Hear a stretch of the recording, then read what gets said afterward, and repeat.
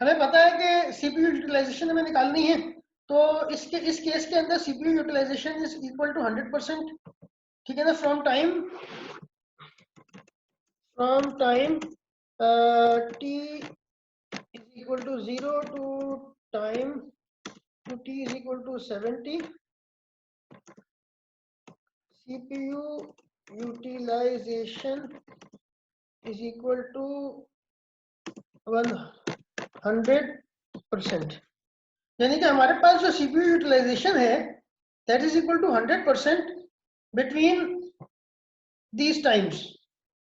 क्योंकि हमारे पास कभी भी ऐसा नहीं हुआ फ्रॉम 0 से लेकर 70 के दरमियान में कि हमारा प्रोसेसर जो है वो फारिग रहा हो और उसके ऊपर कोई भी प्रोसेस मौजूद ना रहा हो, ठीक है।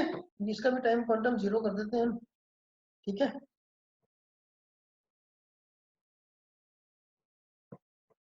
सबका हमारे पास अल्टीमेटली रिमेनिंग बेस्ट ड्यूरेशन 0 आ गया, यहाँ पे भी अल्टीमेटली 0 आ गया, इसको भी हम रिप्रेजेंट कर लेते हैं, ठीक है। अब हमारे पास सीपीयू यूटिलाइजेशन तो 100% है from time t is equal to 0 to time t is equal to 70। इसके बाद हमारे पास दूसरी चीज आती है थ्रूपुट। तो थ्रूपुट भी हमारे पास बहुत आसान है कैलकुलेट करना।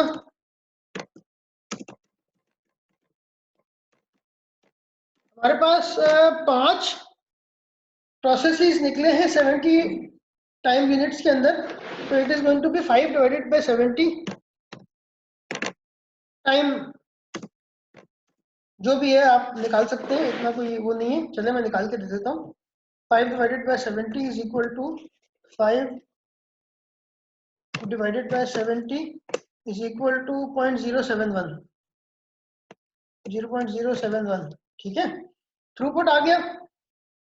अब टर्न अराउंड टाइम निकाल लेते हैं। टर्न अराउंड टाइम, चले टर्न अराउंड टाइम इंडिविजुअल निकालते हैं। पहले ऊपर लिख लेते हैं एवरेज का और नीचे इंडिविजुअल निकाल लेंगे, ठीक है।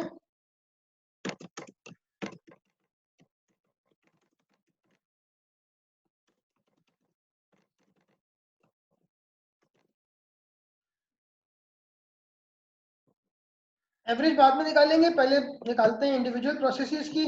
तो P1 का टर्न अराउंड टाइम कितना होगा? हमारे पास P1 सिस्टम में आया था at time t is equal to 0 और P1 सिस्टम से निकला है at time t is equal to 30, ठीक है ना। 0 पे आया था और 30 पे निकला है, तो 30 माइनस 0 इज इक्वल टू 30 आ गया।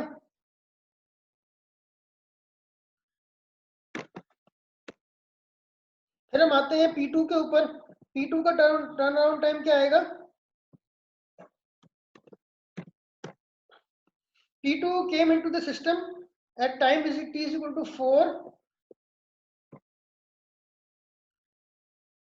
at time t is equal to 4 P2 came into the system.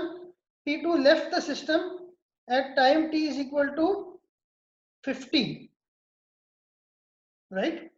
So it is going to be 50 minus 4, that is equal to 46. 50 minus 4 is equal to 46। ये T2 का turn around time हो गया, P2 का, process P2 का। अब करते हैं P3। Process P3 का turn around time will be equal to, process P3 came left the system at time t is equal to 38 and came into the system at time t is equal to 9, so it is going to be 38 minus 9, that is equal to 29। यहाँ पे हम देख सकते हैं कि हमारे पास spotlight अगर हम ऑन करके देखें तो process P3 left the system at time t is equal to 38 and it came into the system at time t is equal to 9, so 38 minus 9 is equal to 29, simple। Similarly for process P4 left the system at time t is equal to 70 and it came into the system at time t is equal to 12, so 70 minus 12 is equal to 58, okay। So in case of P4 it is going to be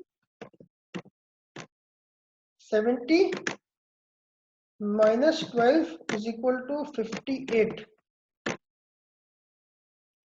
Similarly for P5 it is going to be P5 left the system at P is equal to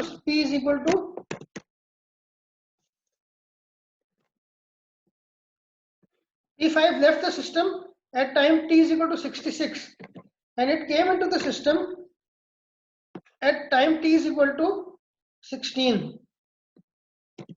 So its turnaround time is 50.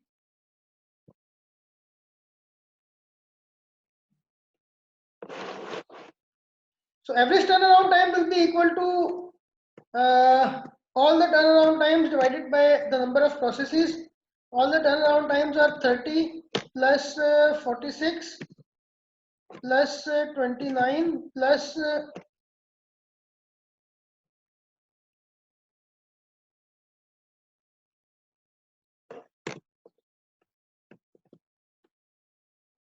58 plus 50.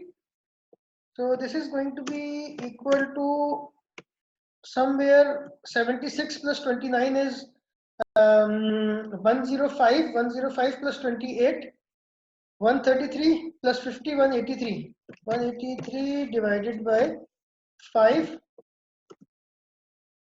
that is equal to 183 divided by 5 is equal to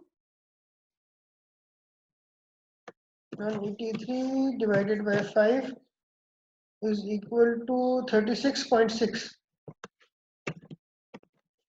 This is equal to 36.6. This is average turnaround time is 36.6 time quantums.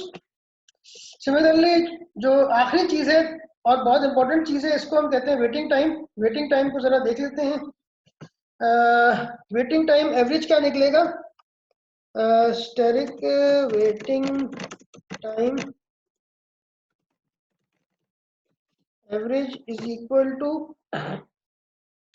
इसके अंदर हम जो है वो इसको बाद में करेंगे. पहले हम इंडिविजुअल वेटिंग टाइम्स देख लेते हैं.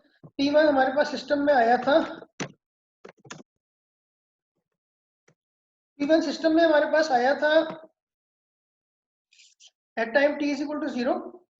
उसका बर्स्ट ड्यूरेशन था 10 का और सिस्टम से वो गया है at time T is equal to 30. तो यानी कि 20 टाइम यूनिट्स इसने minus at the time P1 exited the system at time T is equal to 30. T is equal to 30. P1 system से time T is equal to 30 पे निकला है और उसका बर्स्ट ड्यूरेशन 10 का था. इसका मतलब बाकी 20 टाइम यूनिट्स उसने जो है वो रेडी क्यू में गुजारे हैं अपनी बारी के इंतजार में. ठीक है. इसी तरह से P2 की बात कर लेते हैं हम. P2 जो है उसको अगर हम देखेंगे तो P2 सिस्टम से गया है at time T is equal to 50 और उसकी बर्स्ट ड्यूरेशन 12 की थी.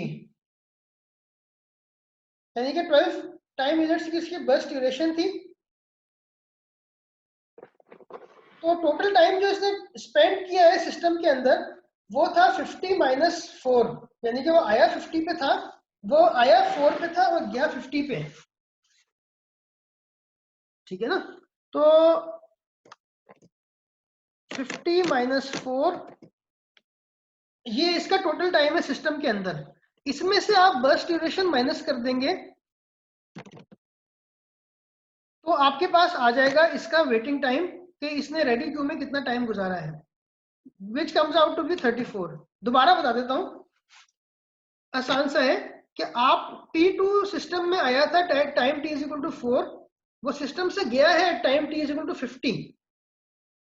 सो ही P2 has been in the system for 46 time quantums, जिसमें से 12 टाइम क्वांटम्स उसने गुजारे हैं प्रोसेसर के ऊपर रनिंग स्टेट में और बाकी 34 टाइम क्वांटम्स उसने गुजारे हैं रेडी क्यू के अंदर waiting for its time to be executed. तो इसका आ गया आपका वेटिंग टाइम 34 आ गया. P3 का निकाल लेते हैं. P3 का भी यही केस है.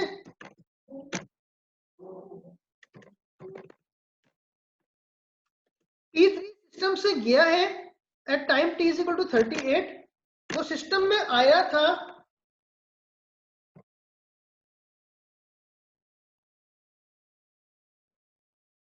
At time t is equal to 9। इसका मतलब है कि उसने टोटल 29 टाइम यूनिट्स गुजारे सिस्टम के अंदर। It has spent 29 time units within the system. और उसका बर्स्ट ड्यूरेशन कितना था? 8 टाइम यूनिट्स का, टाइम क्वांटम्स का। इसका मतलब यह है कि 29 minus 8 that is equal to 21 time units इसका वेटिंग टाइम में गुजारा है, वेटिंग क्यू में गुजारा है।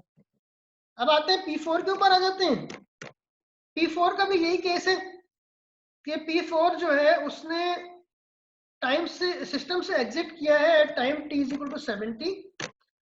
It came into the system at time t is equal to 12 and its burst duration was 24. So in effect it had spent, हमने क्या किया, टर्न अराउंड टाइम में से, टर्न अराउंड टाइम इसका 58 आ रहा था, इसमें से हमने बर्स्ट ड्यूरेशन माइनस कर दी विच केम आउट टू बी 24, और हमारे पास जो इसका वेटिंग टाइम है वो 34 बचा। हमने P3 के केस में भी ऐसे ही किया था, 29 में से बर्स्ट टर्न अराउंड टाइम में से बर्स्ट ड्यूरेशन को माइनस कर दिया था। सिंपल, हमने पहले भी बात की थी कि अगर हमारे पास वेटिंग स्टेट नहीं है, अगर हम आईओ के लिए वेट नहीं कर रहे, तो सिंपल सी चीज है कि एक प्रोसेस सिस्टम में आया है, वो टोटल टाइम जितना उसने गुजारा है सिस्टम में, उसमें से आप प्रोसेसिंग टाइम, वो टाइम जो उसने प्रोसेसर पे गुजारा है, जो रनिंग स्टेट में गुजारा है, वो माइनस कर दें टर्न अराउंड टाइम में से, तो आपका वेटिंग टाइम आ जाता है। इसी तरीके से हम P5 की एग्जांपल ले लेते हैं। P5 के अंदर भी ऐसे ही हो रहा है कि P5 सिस्टम से गया है at time t is equal to 66 और सिस्टम में आया था at time t is equal to 16। तो P5 का टर्न अराउंड टाइम 50 था। Turn around time minus burst duration,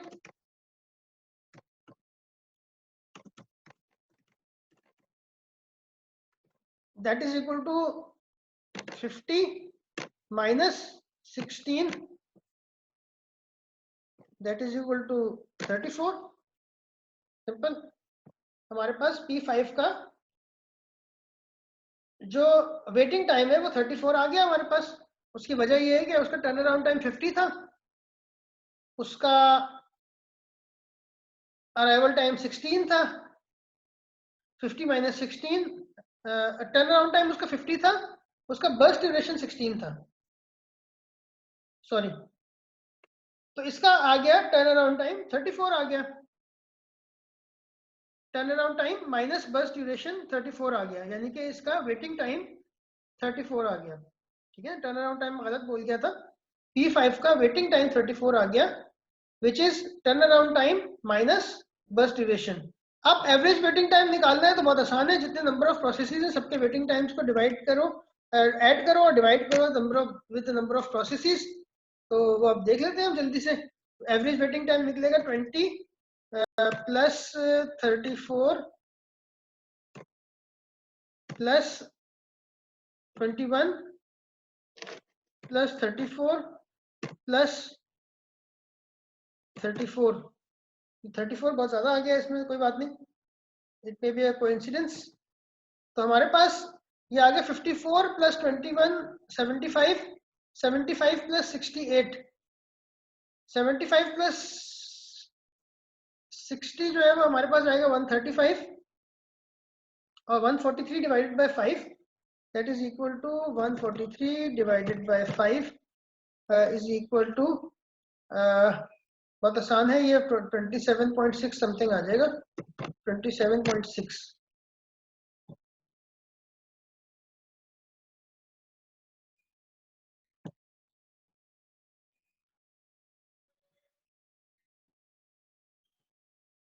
sorry 28.6 आ जाएगा।